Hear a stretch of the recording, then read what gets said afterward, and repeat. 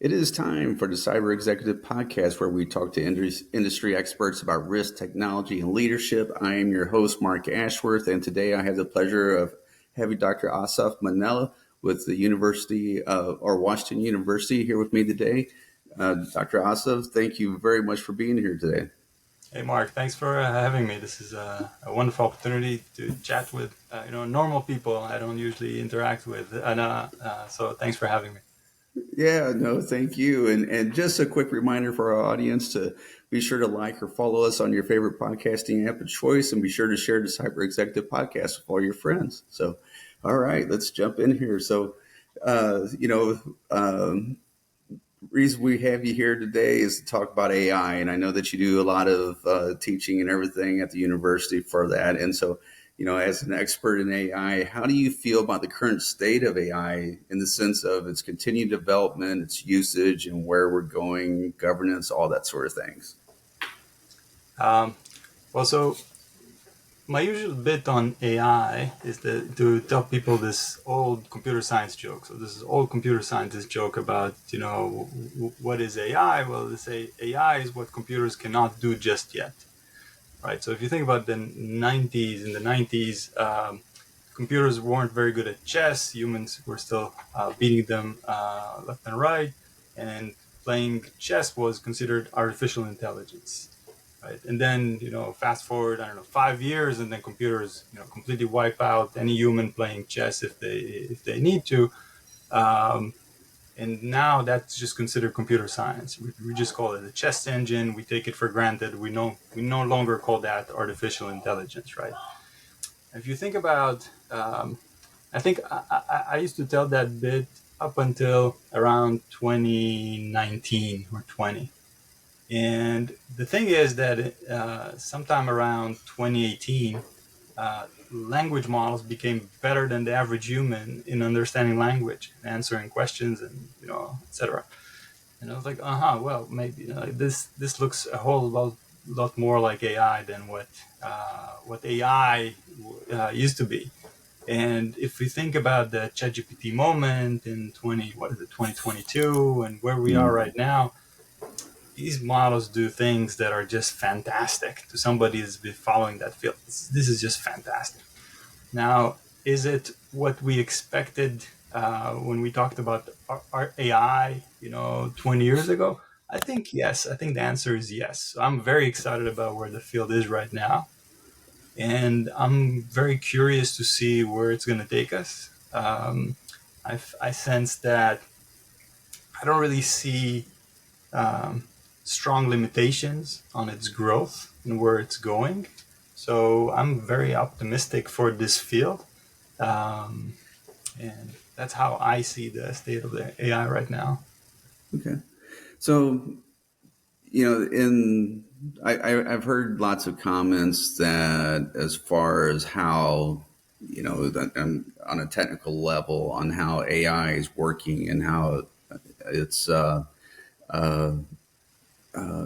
doing its thinking and processing and stuff, that we may not have a full understanding of how it truly really is working at the neural network level, or even symbolic reasoning. Do you think that is the case, or do you think that is just uneducation on the people that's stating that? Well, I think it kind of depends on what do you mean by understand it, right? So if you think about, if you ask how is it structured, there is always a technical answer to why did the language model, or why did the AI spit out this next token as the most probable one. So it's a very technical answer that, well, you gave it a certain set of inputs, it has a certain set of weights, and it's this very large artificial neural network. That set of inputs, multiplied by that set of weights, produced this other output, this particular probability for a token. Now that's a very technical explanation. It doesn't really, it's not satisfying. This is not like asking a human, well, why did you say hello right now as opposed to goodbye, right? It's very when we ask that question, we're looking for an intuitive answer to tell us, well, this is why I said hello, because that's an appropriate thing to say in the beginning of a conversation. Now, I think when we try and get that more intuitive answer, um, there are different ways of coming up with that answer. One is, you can just ask the model, right? We can ask the model, why did you say this and not that? And the risk with that is that these models right now, the way that they are designed to give answers that are pleasing to a human. Mm-hmm. So it's going to give you an answer. It's not necessarily the correct answer, but it's going to sound like it makes sense and it's going to sound reasonable. But it could be giving you that answer for a completely different reason. Now, how do you come up with that answer for a human? Like, how do you really know why a human gave you a particular answer and not another? Well, what you would ideally want to do is run experiments, right? You would want to change the inputs, right? You would want to change something about the conversation you're having with them or the environment you're exposing them to, and then see if they answer differently. So there's a very famous um, case. This is 18 something of Phineas Gage, right? Have you heard the story of Phineas Gage? Phineas Gage was Uh, a railroad worker. They're working with dynamite, making stuff, clearing mountains for the railroads. And Phineas Gage became famous when this large iron rod went up through his frontal lobe, um, and nearly killed him, but did not. And the interesting thing about this experiment, if you will, is that it allowed neuroscientists to understand, by comparing his demeanor before and his behavior before to after, when he somehow survived this, um, and that difference in behavior allowed them to understand what is the role of the frontal lobe in regulating emotions, impulsive behavior, etc. All right. So why am I mentioning this? This is an experiment. Why do neuroscience only learn from these types of, or learned a lot from these experiments? Well, it's because um, it's very hard to go and shut off neurons in a a living human brain. mm, Tons of ethical problems with that, right? So that's why our understanding of the human brain evolved very, very slowly. Now, if you think about what's going on right now in the field of AI, so looking at artificial neural networks, we're roughly uh, at that stage. We don't really know why a particular set of inputs leads to a particular set of outputs. But this field is evolving very quickly, and I expect it to evolve even quicker. And the reason is it's very easy to experiment with AIs.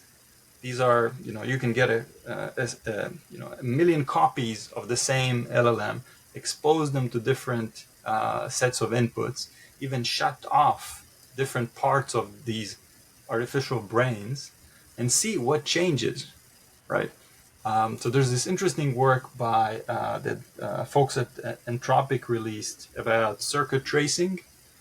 So if you Google circuit tracer, they have a blog post about it, and this really fancy um, visualizations that they provide that allow you to essentially do that. Imagine, shut off this part of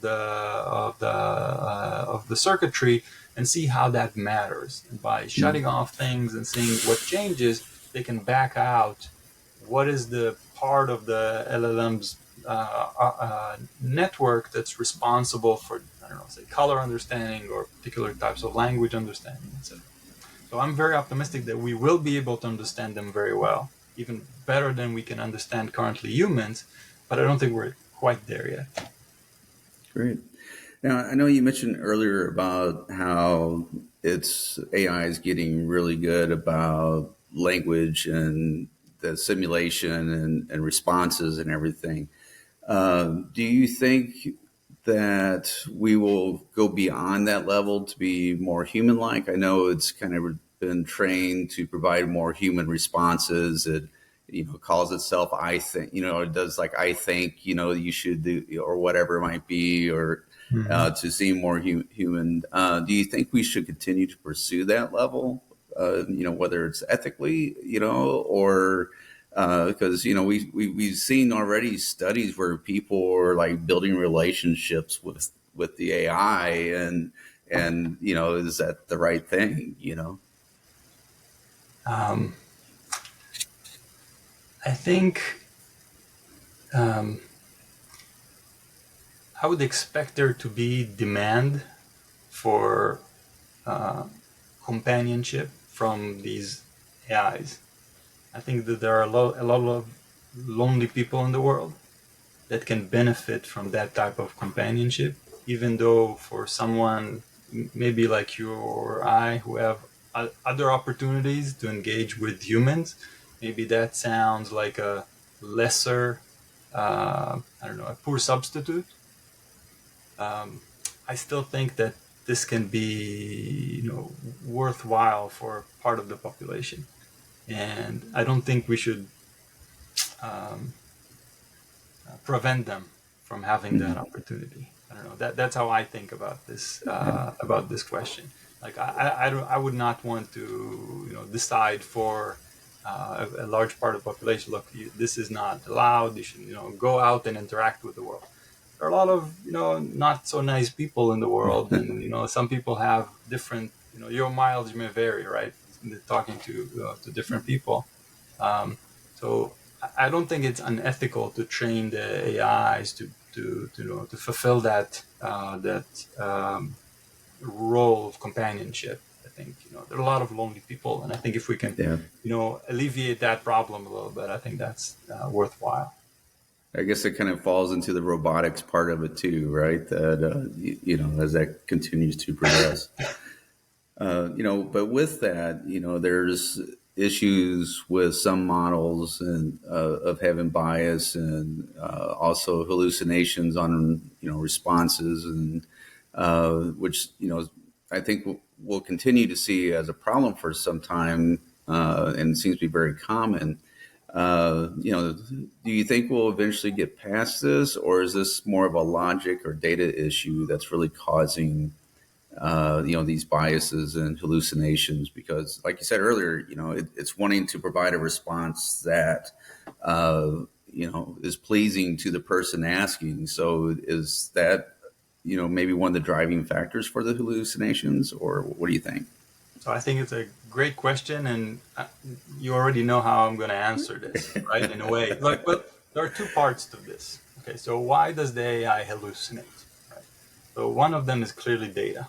So if we provided them with, if we expose the training algorithm to more of the correct answer, right? So if the correct answer appeared there more in its training set, it would be less likely to hallucinate. It would be much more likely to actually give you the correct answer. There's this other part of it, which is how we train it. And you can train the AI to frequently say, I don't know. Right. All right. So um, on your podcast, you have guests. And now imagine, that very frequently, I don't know, say 70% of the questions that you ask them, they're going to say, I don't know. That's maybe it doesn't make for a good podcast, It'll but be a very short one, that's for sure. maybe, yeah. But it might also be the most honest answer that they can provide, right? Mhm. So then the question is, as a podcaster, is your objective, I don't know, fully honest answers that are very careful, kind of, and as a scientist, as a researcher, we tend to be, to try and err on the side of careful. Like we're trying to be much more careful than people in the industry who try and be, well, very confident and try and project confidence, even when sometimes, that confidence is not warranted. And then, if you think about the AIs of the world and how they are trained, well, they're trained by first exposing the data and then fine tuning them or extra training them to give answers that are, like I said, are pleasing to humans. And what I mean by that is there are human labelers who are shown these interactions, question and answer, or entire chat threads with the LLM, and are supposed to to mark which of the responses they feel is better, right? To basically rate them. Now, if you think about that, will they rate? Will humans, right? That's the question you want to ask. Will the average human, who's a labeler, I don't know if their average intelligence, maybe higher, maybe lower, but say roughly average, would an average intelligence human uh, be more likely to rate the answer "I don't know" higher than an hallucinated answer, which they don't know necessarily much about, right? You need to sometimes really be a domain expert in order to be able to say, well, that's a wrong answer. So maybe if the LLM gives the human labeler an answer that sounds correctish, as opposed to say, I don't know, the human labeler marks that one as the better answer.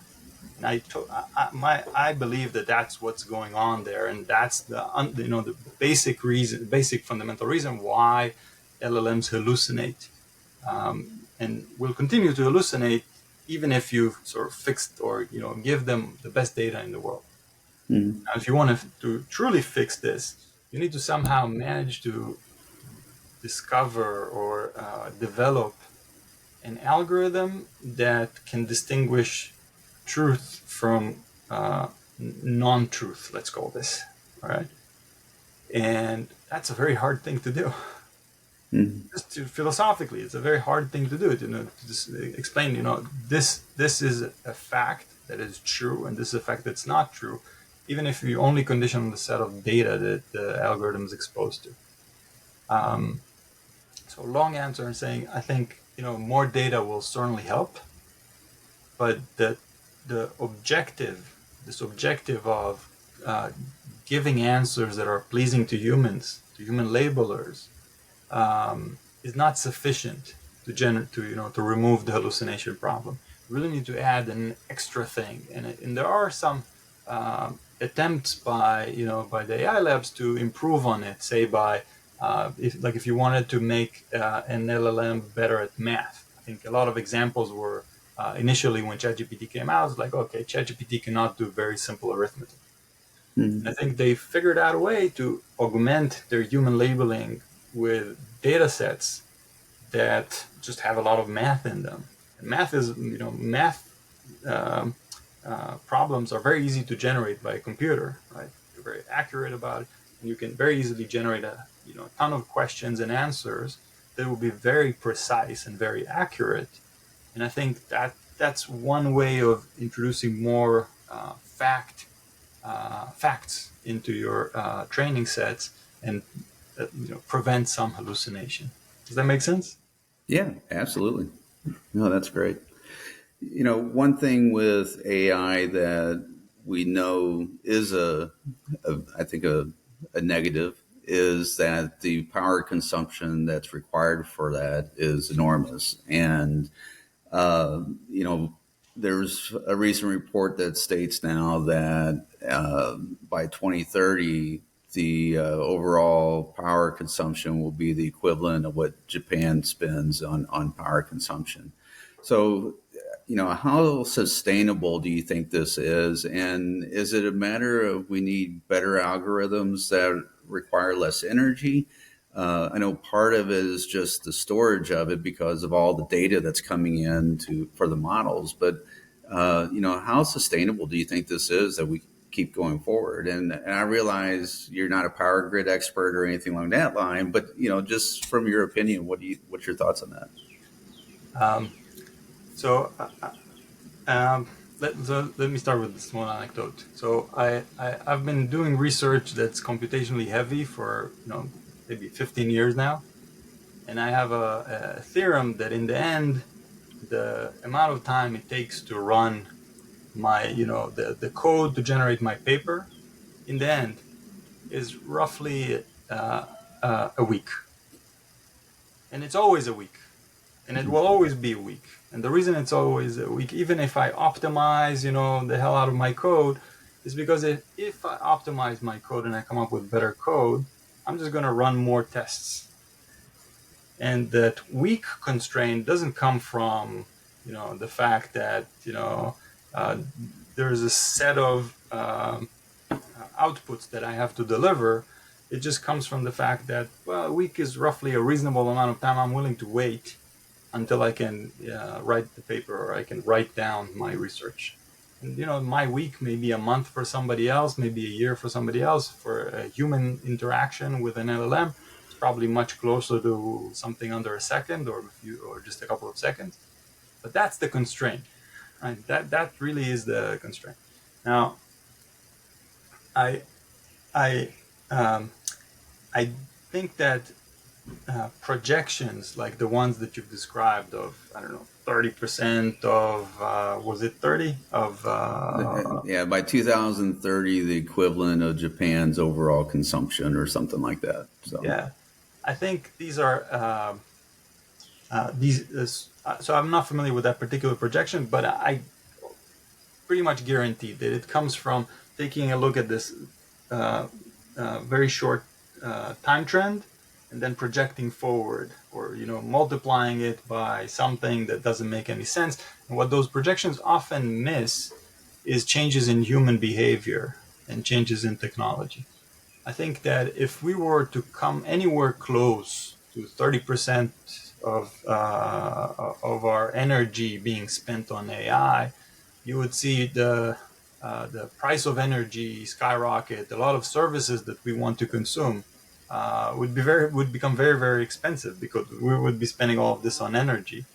I'm sorry, on AI, and I don't see that being sustainable. I don't see that being the new equilibrium, if you will. What I believe is much more likely to happen is that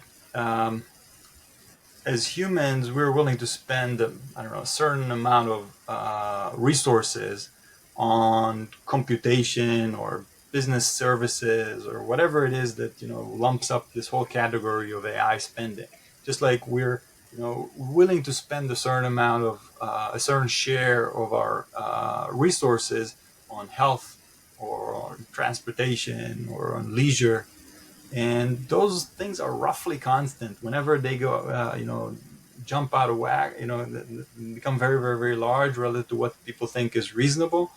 You hear a lot about this in the news. Things change. So what is much more likely to happen here, and it is happening right now, is that there are many projects. The engineers are working very hard on fixing model abilities, taking the compute cost to zero, and it is declining very rapidly.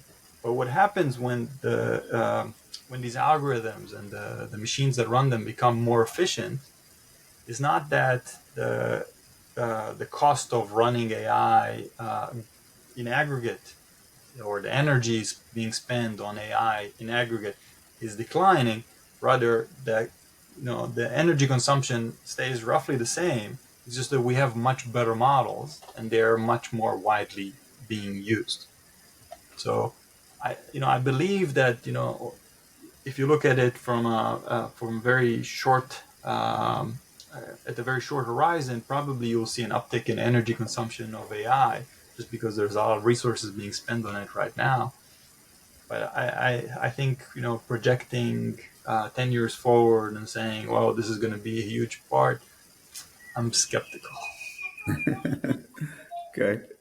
So I know since was it 2022 when ChatGPT really kind of hit the markets, and there was a lot of hype for the next year or two. After that, things are kind of calming down, I think, in the business world, and businesses are trying to find better ways to utilize that. So, what are you seeing in business on positive things on where applications might be going? Maybe also in education or research, where you think AI is kind of heading in those areas. Um, All right. So you asked about education, business, and And research. research. Yeah, So yeah. I guess I know a bit about education and research. I know less about what's the most ideal thing for this to do in business. But let me try. So I think in Mhm. research, this is a huge power booster. Um, I like will it I don't yet know will it replace researchers like me. I don't see why it cannot. Let me put it this way. Just because I believe that, if you have an artificial brain and you can hook it up to resources, like, I don't know, we use hands to type, but you don't really need that. If you hook it up to resources like, or tools, I don't really see a limit on its ability inherently. So can the AI do my job? Probably better than I can.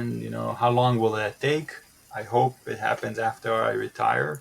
Uh, but um, but between now and when the AI can do what I do better than me, um, I have as a researcher some time to up my game, and I try to do that. I try to absorb and use these tools as power boosters.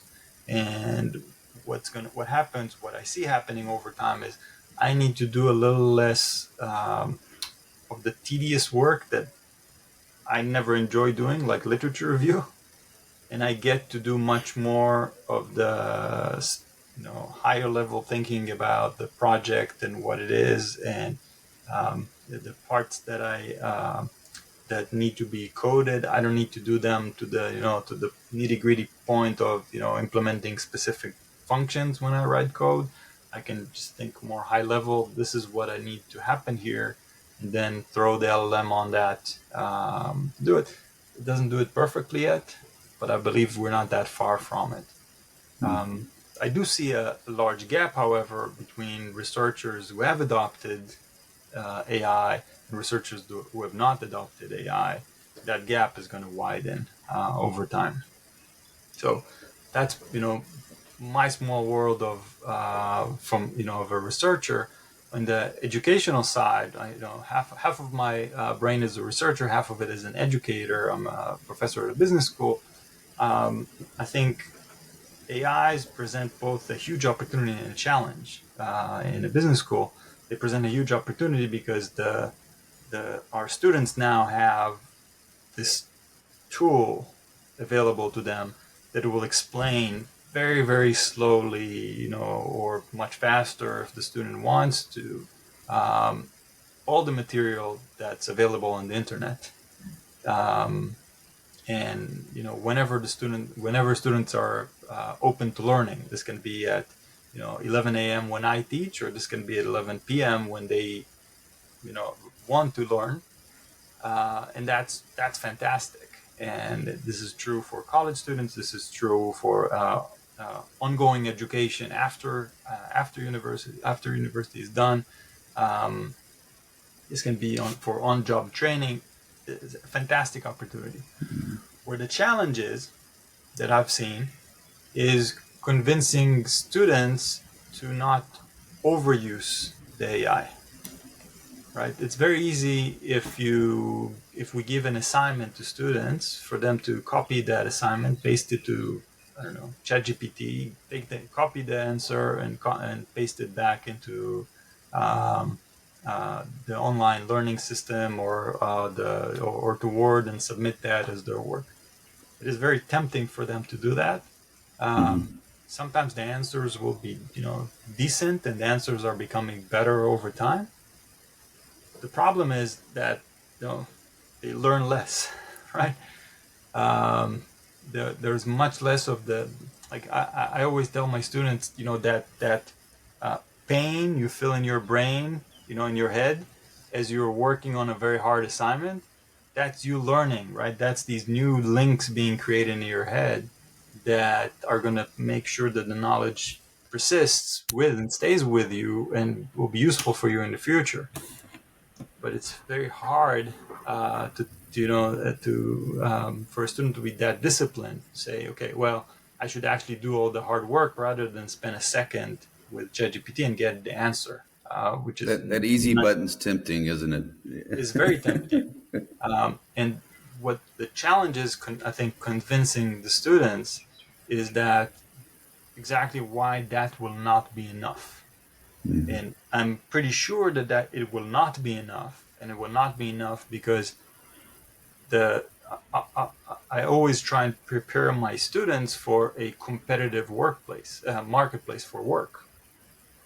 And in a competitive marketplace for work, if you fast forward a few years, they're going to be competing with other college graduates or high school students, wherever you're teaching them, which also have access to these AIs. And then which job candidate do you think is going to be better? The one that just hit the easy button, as you called it, all the time, or the one that actually thought through it, can use the easy button but also understands exactly what happens, so that when the environment changes a little bit, they can change their prompt, they can ask a better question from the LLM. And I'm pretty sure that it's the latter, that will be able to get that job, will have the competitive edge.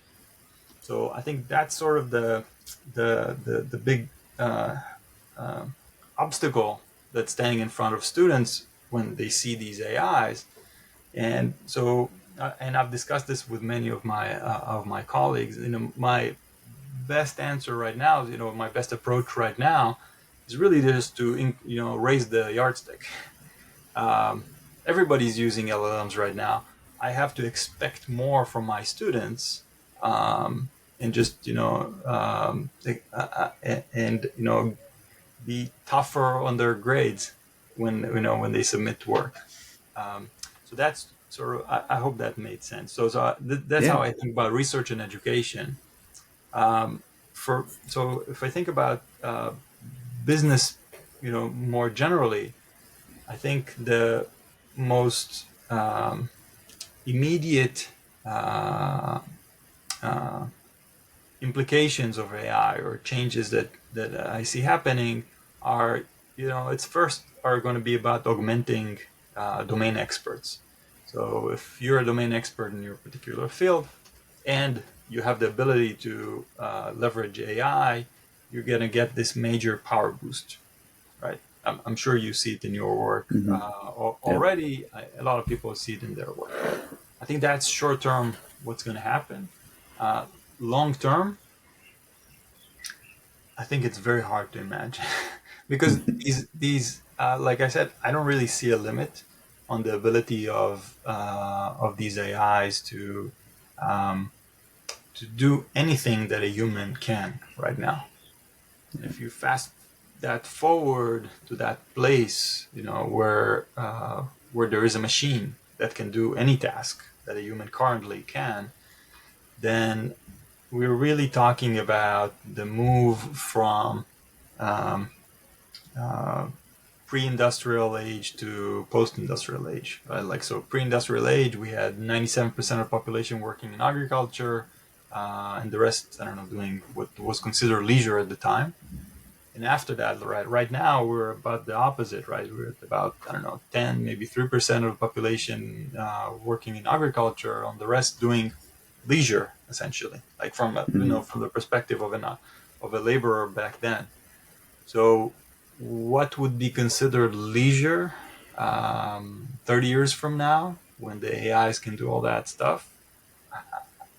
I don't really know. It'd be kind of interesting to see. We'll probably look down on them, and say, "Oh, they're just not doing anything." Um, but maybe they'll be happier. I don't know. I think Yeah. the challenge is that I think a lot of people, myself included, get their meaning, or a lot of the meaning in their life, from their occupation. And if you take away that occupation, then there's a lot of people out there without meaning. So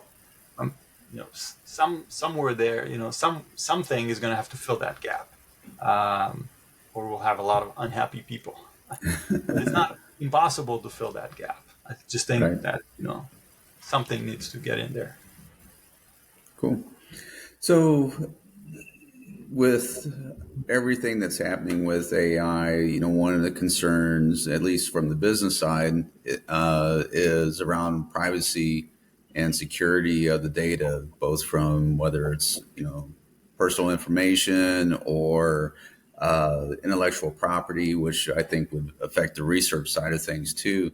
Do you think there's, or what, how do you think we could better utilize AI from those perspectives around privacy and security in order to, um, you know, better protect that data and from being utilized or exposed to others that might be utilizing that data? What are you worried about, Mark? Well, perfect example, one of the back in 22, I think it was was it Samsung? That might not be right.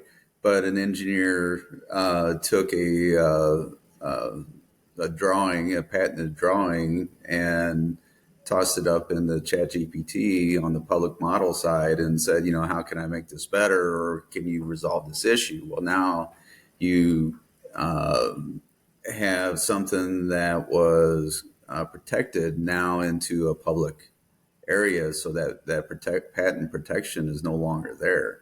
Hmm. Or if I have, I'm in banking, so if I had a banking specialist that took uh, uh, some client data and tossed it up there to analyze, their spending habits, and but provided, the names and account numbers and social and all that other stuff, then now we have, a leak of data, and that's out in a potential public model that could be available for somebody. So that's where my concern is, as from a security perspective, executive, on how AI can be better done or utilized, to protect that. I see. So I think very legitimate concern from a business perspective. You have your intellectual property. You hate to see it leaking out. The coding software, the coding AIs, like Cursor. It's very easy for people to just throw their entire code base up there in the cloud, and at that point you lost control over it. And the LLMs from their side, or the AI providers on their side, they're going to say, well, no, we're not going to touch it. We promise, pinky Mm-hmm. swear. But it's very hard for you to believe that, probably, as the person in charge of security in your organization. Um, the so I have a little bit of insight into that just from friends in the cybersecurity, meet AI kind of realm. So I'm not going to go into the nitty gritty of it. There are very interesting companies that have come up recently that are trying to solve exactly that problem. And the approaches that they've been taking is, well, first, monitoring. Just they provide services that allow you to, as an organization, to stand on the spigot, between you and the AI providers, just monitor traffic and see, what are your employees using it for right now. Mm-hmm.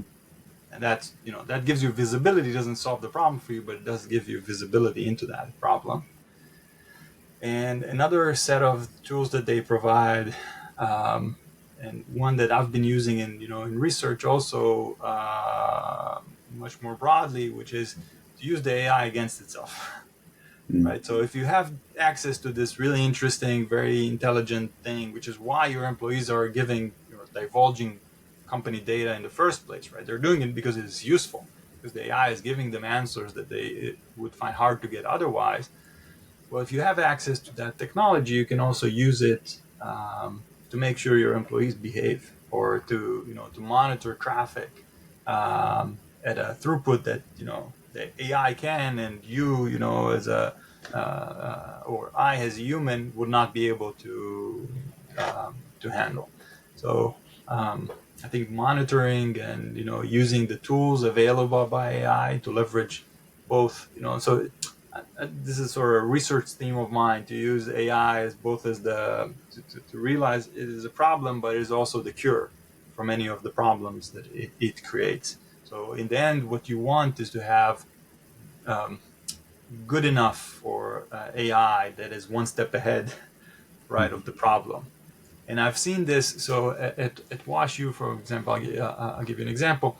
WashU School of Medicine tried to solve this problem that you're describing by contracting with, I believe it is OpenAI in the background, OpenAI, maybe Microsoft, to provide a GPT that is self-hosted, or that, that's segregated from OpenAI, Mhm. and it feels kind of like a chat bot. Like, it feels like you're going on ChatGPT, but it's not quite ChatGPT. It's the WashU variant of ChatGPT, right? Mhm. And the thing about that, well, from a cyber perspective, this solved the problem for you. Like, you've created this Chinese wall between your data and the rest of the world. There are service level agreements between you and the provider. It's not going to touch the data. Great, you solved the problem in a way. Why did you not fully solve the problem? Because when when your employees interact with that uh, self-hosted instance, it is never as good as the frontier models. Never. It's been out there for maybe a year and a half now, or maybe 2 years. It has never been at the cutting edge. And as a user of AI, I always want the cutting edge. I find the generation from a year ago really boring and not that smart. So I think the challenge there is for